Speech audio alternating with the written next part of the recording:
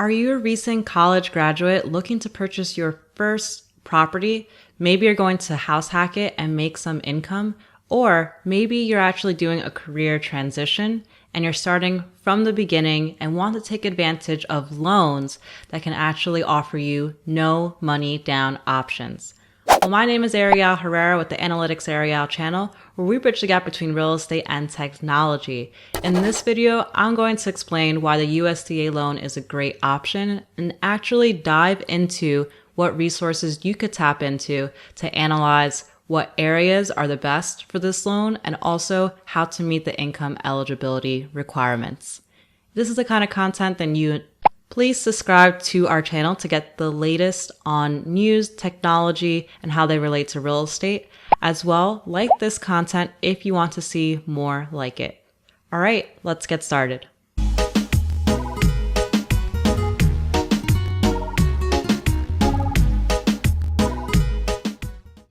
So what is a USDA loan? Essentially, a USDA loan is a zero down payment mortgages for rural home buyers. So if you're someone who the median income, you make below that amount. So say the median income is 60 grand, you make 50 grand. Well, then you're considered low to median income. And what the United States does, the government, is that they try to give you an opportunity in order to still live in a very safe and respected environment by offering loans with no money down. The catch is they aren't going to place you in the middle of Austin, of a great city. They're going to try to place you a little bit farther away where it's less population and what they consider rural areas. However, I'm going to show you that you can actually find really great spaces that aren't too far from the city using the eligibility map. First, let's go over to USDA loan and get a better understanding from them what the program does. So they state this is a no down payment, 100% financing program that assists approved lenders in providing low and moderate income households the opportunity to own modest dwellings. Again, they do state this is a rural area eligibility, and they offer a map that shows which areas qualify. But first, who actually qualifies for this loan? Well, applicants have to have a household income. So say if a household has 2 individuals and two children, that's a household of 4. Or if you're a new college graduate, for example, it's just 1 person. And the household income cannot exceed 115% of the median household income in the area. Must also be a U.S. citizen. This must be your primary residence. So if you're just looking to only Airbnb it or rent it out, it's not going to work. As well, you need to be unable to obtain conventional financing with no PMI. What this means is they want to make sure, even if you have a low income, that you're not sitting on cash. Maybe from a lawsuit or for some other reason, you could be a great saver. So say if you make $40,000, but you have $100,000 in cash, you can technically get a conventional loan.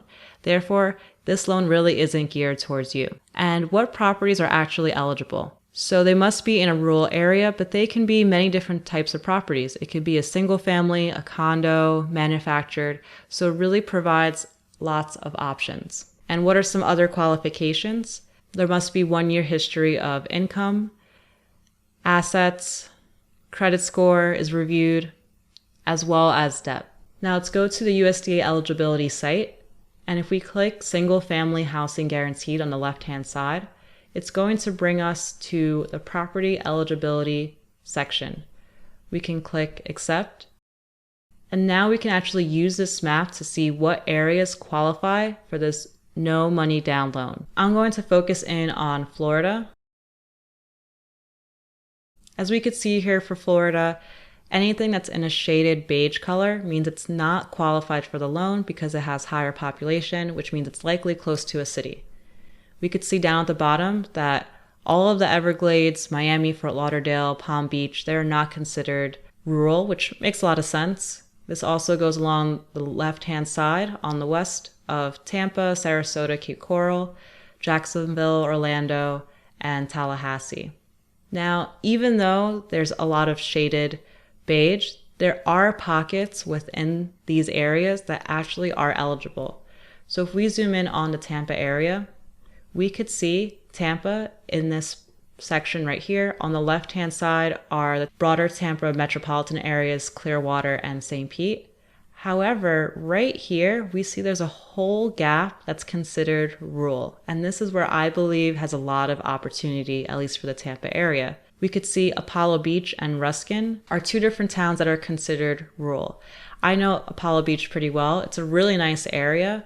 And because it's so close to I-75, it's only a short trip into the city, little less than 30 minutes. Then if we look at the bottom for Sun City and Parish, also really nice areas to raise a family.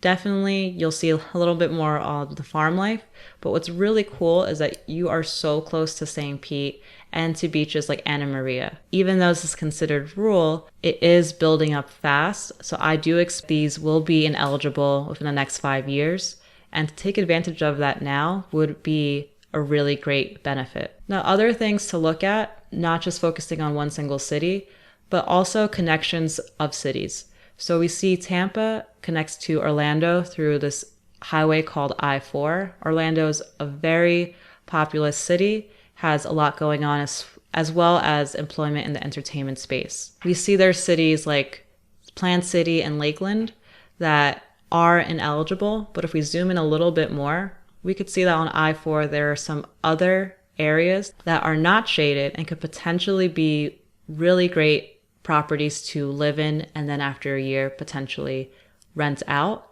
because they do have close proximity to get to either or of these cities. Now, whether you live in Florida or not, this can be applied the same methodology to all other states within the United States. Now, how do you actually see if you're income eligible? You're going to click the income eligibility tab, and in here, pick the state. So I'm going to go with Florida, and I'm going to select a county for Tampa, which is Hillsborough County. Now it's going to ask how many people are in that household. So if you're single, or say if you're a recent graduate, it'd be just one. Now click next, and they want to see what your base income is for the month. So if you do some self-employment or also work for Uber on the side, you would include that. In this case, I'm going to imagine that we're fresh grads, we're making $50,000 a year. So divide that by the months in the year, divided by 12. It's about $4,166. So I'm going to go back into here and type that in. Then we can finish this out. And we'd see what's really important on the top left is meets the income limits. So the adjusted or estimated annual household income is a little shy of $50,000, and it passes the maximum, which is $59,000. Now, if you wanted to see that information on income throughout all the United States and quickly browse through different counties within a state, you could do that using this site. And you could see in this case, we're looking at Alabama, and we could look at different counties. It's broken out by low income, very low income, and moderate. Then it's stated on how many people. So in this example, we're a fresh college grad. We're looking to live in Alabama, and in this Anston, Oxford, Jacksonville area, we make less than $50,900. We would qualify for this. So you may be thinking, is this too good to be true? What are some drawbacks? Well, one of the main drawbacks is that there is a little bit of a higher interest rate, which is variable depending on the lender. However, we're in a time right now that interest rates are super low, so it may just outweigh the drawback there. I think this is a really great way to start. Sacrificing being an extra 30 minutes away from a city versus renting out and being right on top of the city, I think is worth it for a year so you can get a property under your belt and then start your investment journey. If you have any other resources or ideas of loans and strategies that are great for recent graduates or for those trying to get into real estate, please leave comments below and I'll try to create a video on that as well. Thanks for watching.